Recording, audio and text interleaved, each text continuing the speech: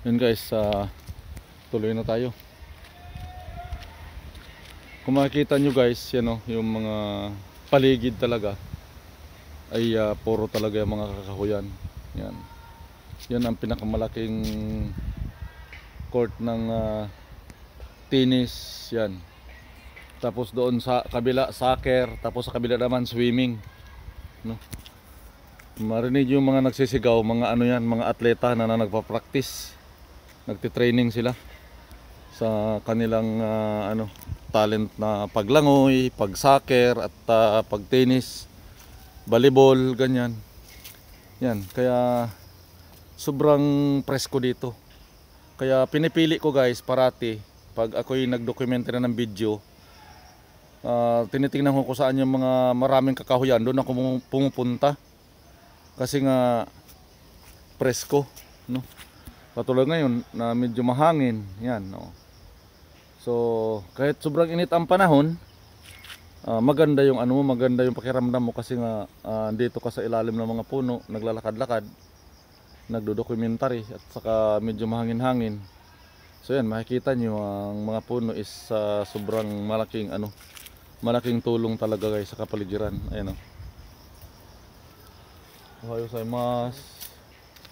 Sobrang malaking tulong talaga sa kapaligiran yung mga puno guys. Ohayo gozaimasu. Yan, sobrang malaking tulong yan guys sa mga puno na yan. Sa environmental dito sa Japan.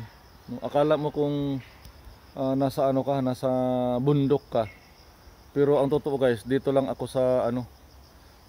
sa tabi ng dagat, tapos dito sa tabi ng mga tennis court, volleyball court at yung soccer. Dito lang ako, pero ang gaganda ng mga puno kasi nga inaalagaan nila. Tingnan mo man yung mga puno na yan. Yan, So sa ilalim is malinis, no? Malinis ang ilalim. Yan. Yan nilalagyan na nila ng mga yung mga nakompos na nilang mga kahoy at saka mga sanga, mga dahon. Nilagay na ginawa ng pataba dito sa mga kakahuyan. Kaya ito parating malilinis talaga. Ayun ayun Yan, makita niyo. Sobrang linis lang, no? Kung iisipin mo, para kang nasa kakahuyan doon sa Roso, doon sa Sangay, sa Karamagan. Pero diyan sa Sangay, sa Karamagan, hindi ka na gaano makikita ng mga ganito. Kasi nga kinakaingin ng mga kapatid natin, ginagawa nilang taniman ng mga mais, palay, ganyan, mga gulay. So dito naman, iba ang tinataniman ng mga gulay dito at saka mga palay at saka mga mais. Talagang designated ng gobyerno, diyan ka pwede magtanim. Tapos tutulungan ka ng gobyerno, sila ang magpapa-traktor, sila ang magbibigay ng mga similya, mga pananim. Pag-ani sila din ang bibili. Yun lang ang kaibahan dito kasi gobyerno talaga ang nagpapatakbo lahat ng kailangan ng mga magsasaka. Kaya dito sa Japan guys, kahit sinong tanungin mo dito, ang pinakamayaman dito sa Japan is magsasaka. No, magsasaka ang pinakamayaman dito. Kasi sila parati ang inaayudahan ng gobyerno kasi ang bumubuhay nga sa mga tao ay ang magsasaka. Kaya dito pag walang magsasaka, walang makain ang mga tao. Kaya yun na pinapangalagaan ng mabuti ng gobyerno ang mga magsasaka para tuloy-tuloy yung anihan at hindi magkakaubusan ng pagkain. Yan. Priority dito ng gobyerno, tutulungan yung magsasaka talaga. Kasi yun ang bumubuhay ng milyon-milyong tao sa Japan. Kasama na yung kami, mga dayuhan dito. Binubuhay ng mga magsasaka. So natural, bibili ka kasi produkto ng mga magsasaka yan. So paano ka makakain kung hindi ka magbili? Paano rin makatakbo yung mga magsasaka sa kanilang pagsa kung walang suporta ang gobyerno? Saan kukuha ang gobyerno ng pera? Sa mga tao. Kaya yun, ng gobyerno dito pinapangalagaan yung mga magsasaka Kasi yun ang bumubuhay sa lahat ng tao. Lahat ng pagkain ay galing sa mga magsasaka. Kung wala magsasaka, patay na yung mga tao. Wala nang makain. Yan, katulad dyan sa atin, kung walang mga magsasaka dyan, walang kakainin yung mga tao dyan. Kaya malaki ang ambag, no? Malaki ang ambag ng mga magsasaka sa uri ng mga agrikultura. Talagang ang nagpapakain talaga sa mga tao, professional ka man or hindi ka professional, pulubi ka man or mayaman ka, ang totoong bumubuhay sa iyo is magsasaka. Kaya minsan nakakasakit na namnamin na minsan ng magsasaka ay nabubuli, ang magsasaka ay naging dihado, ang magsasaka ay yun pa ang mabibiktima ng hindi magandang pagbili ng kanilang produkto. So dahil sa mga dahil yan sa mga kanbaser, yan.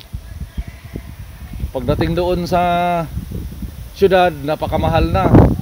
Kinukuha lang doon sa mga magsasaka, halos hihingiin pa. Kaya dapat ang mga magsasaka naman, kailangan kayong gumising na. Huwag na kayong umasa dyan sa mga kinakambas yung produkto nyo, kasi kayang-kaya nyong ibaba yung produkto nyo na kayo mismo.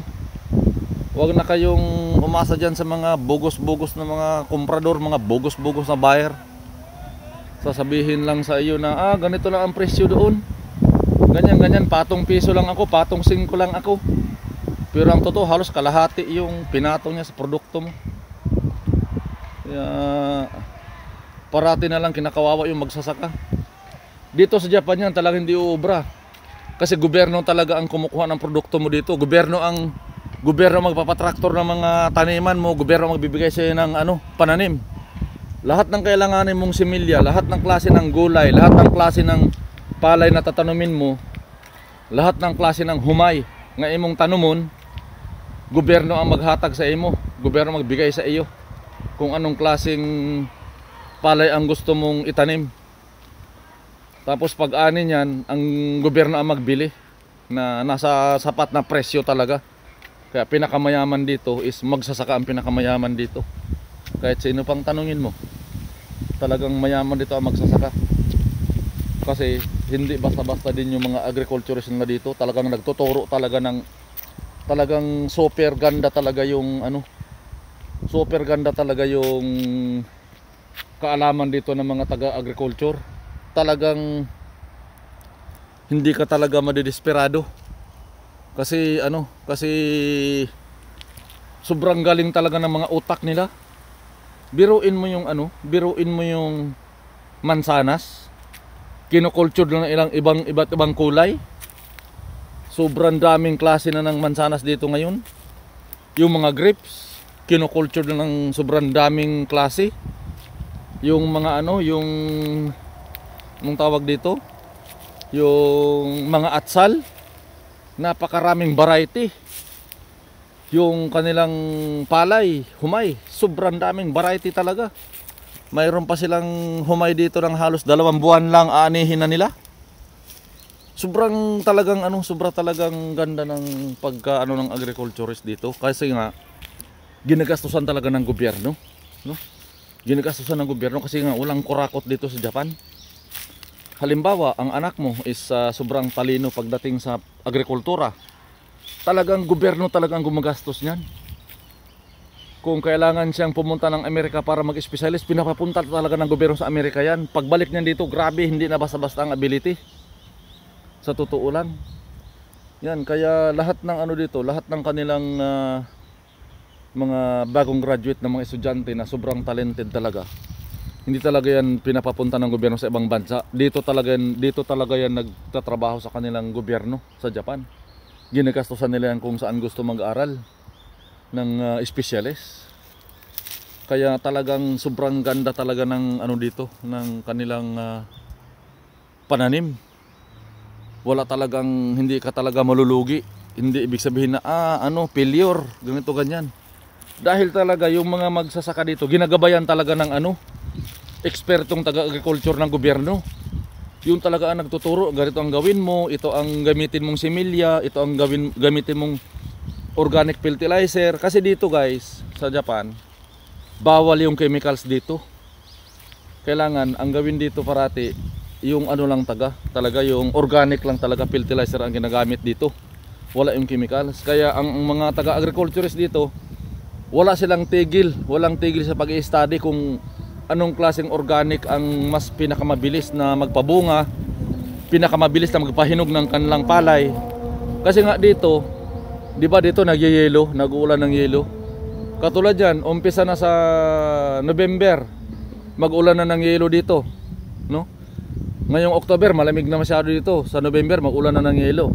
Kaya yun, ini-experiment nila kung anong klaseng palay, anong klaseng organic ang mabilis na makapabunga, anong klaseng organic ang mabilis makapahinog para ma-harvest kaagad yung mga pananim. Yun ang believe ako dito talaga.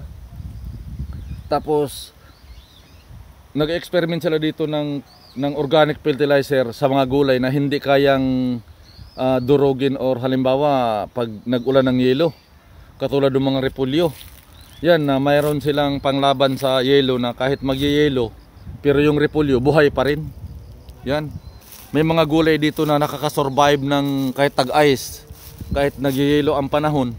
May mga gulay na nakakasurvive. Gawa nga nung matindi ang study ng agriculturist nila dito. Matindi ang panlaban. Kaya napakagandang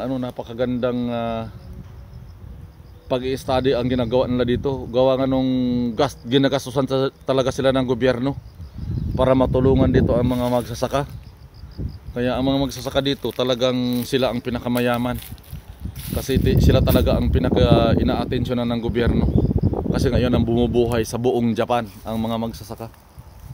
So hindi sila umaasa sa mga export ng galing ibang bansa na mga bigas, kundi dito lang talaga.